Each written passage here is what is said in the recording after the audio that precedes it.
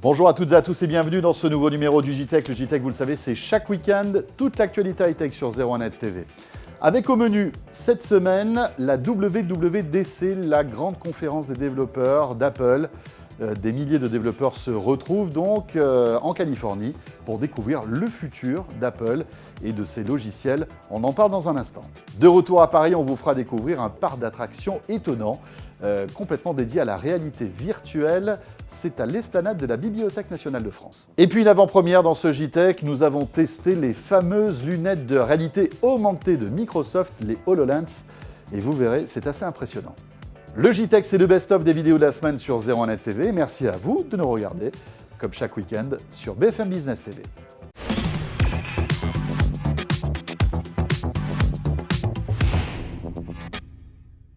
Et oui, comme chaque année à la même saison, Apple réunit les meilleurs développeurs du monde pour une grande conférence qui s'étale sur plusieurs jours et qui s'appelle la WWDC. La keynote était bien évidemment présentée et présidée par Tim Cook, le patron d'Apple. On a parlé bien sûr d'iOS, vous savez, le système d'exploitation pour les smartphones, pour les tablettes, mais aussi pour les Mac, pour les montres. Bref, l'avenir d'Apple est en train de se dessiner, on fait le point. Et on commence par WatchOS, vous savez, le système d'exploitation pour la montre connectée, qui va s'enrichir désormais avec des petites choses comme la reconnaissance de caractères. Bah oui, il n'y a pas de clavier, donc on pourra au moins, comme ça, écrire quelques petits messages. Une nouvelle fonction pour le deuxième bouton, celui du bas, une fonction SOS pour appeler des secours en cas de besoin.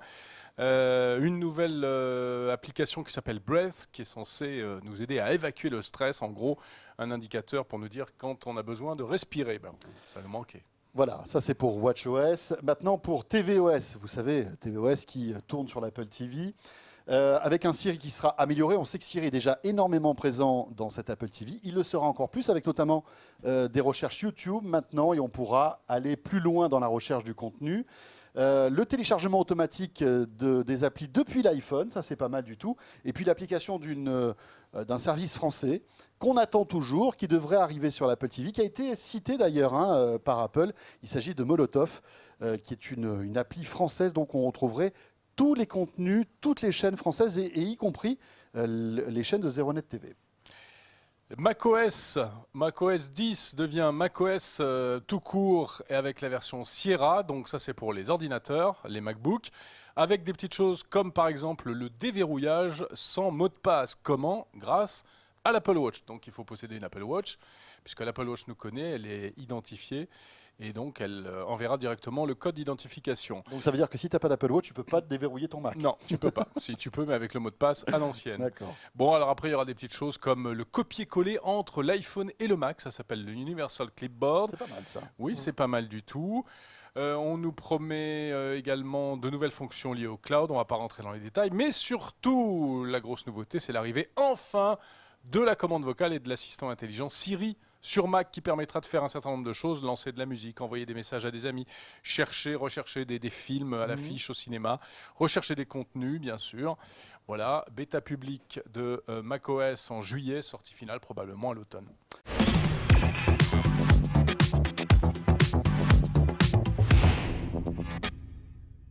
Et on pourra donc utiliser toutes ces nouvelles versions de ces logiciels Apple à la rentrée prochaine, en tout cas pour l'iPhone qui sortira, vous le savez, l'iPhone 7 en septembre prochain.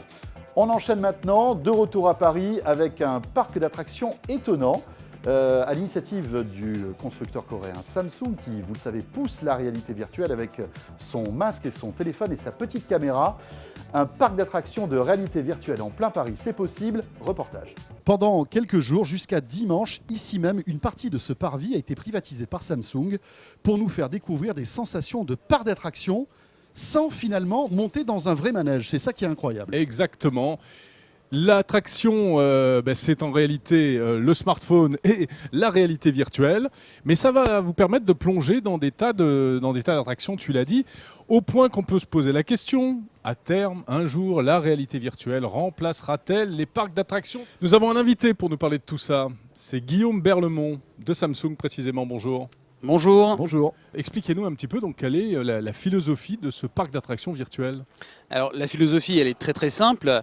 Nous souhaitons accueillir dans ce S7 Life Changer Park un maximum de personnes pour pouvoir découvrir la réalité virtuelle. C'est encore nouveau, on en parle peut-être depuis longtemps, mais les produits vraiment grand public ne sont finalement disponibles que depuis quelques mois. Et il y a encore beaucoup de monde qui a besoin de voir réellement, si je peux m'exprimer ainsi, ce qu'est la réalité virtuelle. En plus, vous avez tout ce qu'il faut chez Samsung. C'est ça qui est bien. Vous avez le téléphone qui va bien. C'est pas le premier d'ailleurs. Alors là, on voit des démos avec le S7, mais le S6 permettait aussi de faire ça. Il y a aussi la petite caméra, la Gear 360 qui permet de filmer en 360. Et puis le masque, bien sûr, que vous avez fabriqué en collaboration avec Oculus.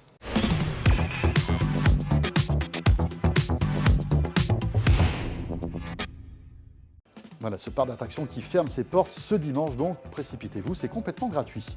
On enchaîne maintenant avec des lunettes qui nous ont fait rêver, nous les geeks. On a vu des vidéos impressionnantes, on a pu enfin la toucher, cette paire de lunettes HoloLens. Elle arrive au compte-gouttes un peu partout dans le monde et en France. Un développeur, une start-up française a la chance d'en avoir un exemplaire. À quoi ressemblent ces lunettes HoloLens de réalité augmentée de Microsoft? La réponse tout de suite.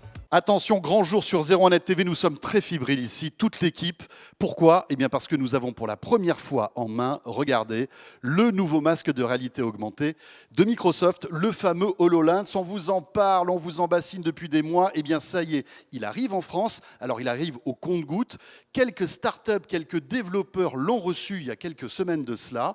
Et c'est la société Opuscope, qui est une start-up française qui s'occupe justement d'allier musées et nouvelles technologies, qui développe d'ailleurs des logiciels de réalité augmentée dans les musées, qui nous a prêté ce tout premier prototype de ce masque HoloLens. Alors on peut faire plein de choses, regardez avec. On a carrément cette impression de 3D et de pouvoir afficher des images en fait sur le décor que l'on voit. C'est assez impressionnant. Ce qu'il faut savoir, c'est que là-dedans, il y a un vrai PC. Jérôme, explique-nous un petit peu comment ça marche, ce truc-là. Oui, François. Alors, si on devait comparer cette HoloLens à quelque chose de connu, on pourrait dire que ça a un petit air de famille avec les Google Glass, en fait. Parce que vraiment, la pièce maîtresse, ce sont ces écrans à l'intérieur, 2 écrans transparents. Il n'y en avait qu'un sur les Google Glass. Tout cela à l'intérieur d'un dispositif qui est entièrement autonome. Il n'y a pas de fil, c'est wireless. Et c'est un vrai PC à part entière, un PC sous Windows 10. Il y a même 3 processeurs à l'intérieur, un CPU, un GPU, c'est-à-dire pour la carte graphique, et puis un HPU. C'est une trouvaille de Microsoft pour dire que c'est ce qui aide à gérer la partie hologramme en quelque sorte, également du son spatialisé, et puis surtout, très important également, le capteur de reconnaissance gestuelle. Et là aussi, c'est quelque chose qu'on connaît en fait, c'est tout simplement un capteur Kinect, donc des caméras qui savent reconnaître les gestes, également la profondeur, plus une caméra centrale qui peut filmer ce que la personne qui le porte est en train de voir, ce qui fait que là j'ai un retour par exemple sur le PC qui est à côté de moi.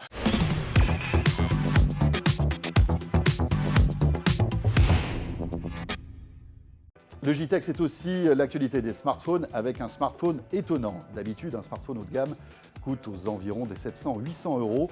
Le OnePlus 3 réduit les prix par 2 avec des performances très étonnantes. Quand on voit l'appareil, c'est difficile de se dire qu'il succède au OnePlus 2. En fait, il fait plutôt penser à un HTC One M9 en beaucoup plus fin. Et surtout, il a enfin droit à une vraie coque en métal. Au dos, il est un peu incurvé, ça le rend très agréable à prendre en main. Pour résumer, le OnePlus 3 n'est pas forcément le plus original, mais c'est un beau téléphone et franchement, il a de très belles finitions. Malgré son écran 5,5 pouces, le OnePlus 3 a une définition Full HD et non Quad HD comme on peut le trouver chez pas mal de ses concurrents.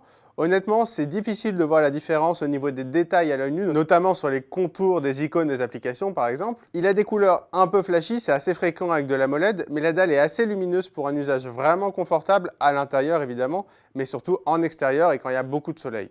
Et la première conséquence de cette définition un peu moins élevée que la concurrence, c'est l'autonomie. Alors le OnePlus 2 était assez décevant là-dessus, le OnePlus 3 fait mieux, sans être vraiment un bon élève. En autonomie polyvalente qui mélange tous les usages, il a tenu 7h30, c'est correct, c'est même mieux que le LG G5 ou que le HTC 10, mais c'est largement moins bien qu'un Xiaomi Mi 5 et surtout que le Galaxy S7 qui est le recordman dans les hauts de gamme. Et l'autre conséquence de cette résolution Full HD est tout aussi importante, parce qu'elle permet au OnePlus 3 d'être tout simplement une bête de course.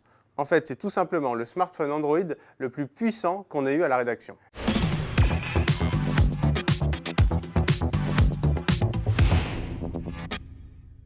01net TV à San Francisco pour vous faire découvrir maintenant le vrai temple du son qui un jour n'a pas vibré sur un film ou un dessin animé avec ce fameux logo qui est juste là, Dolby à mes côtés.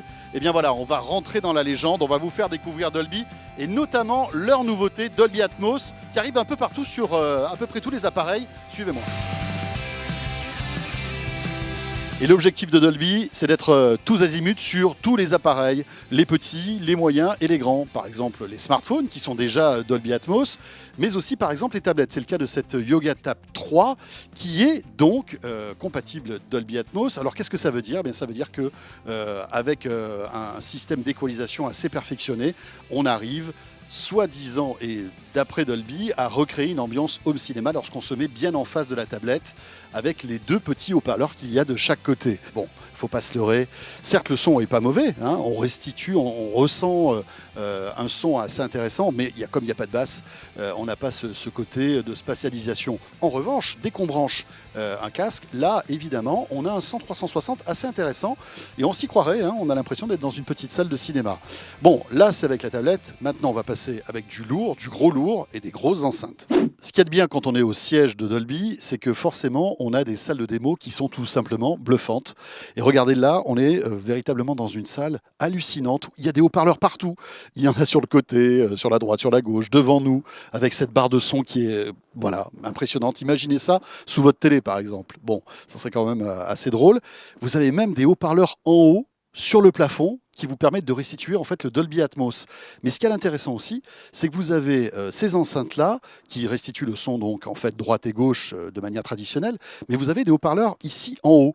Et ces haut-parleurs en haut sont là pour recréer le son Dolby Atmos pour avoir un son comme ça 360 en haut et en bas, même chez nous. Même si on n'a pas de haut-parleurs qui sont au plafond, parce que le son va rebondir en fait sur le plafond et retomber vers le spectateur.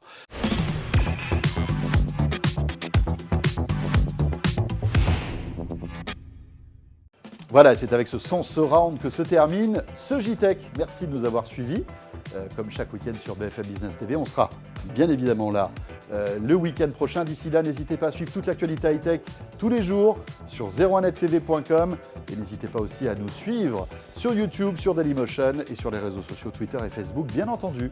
Au week-end prochain.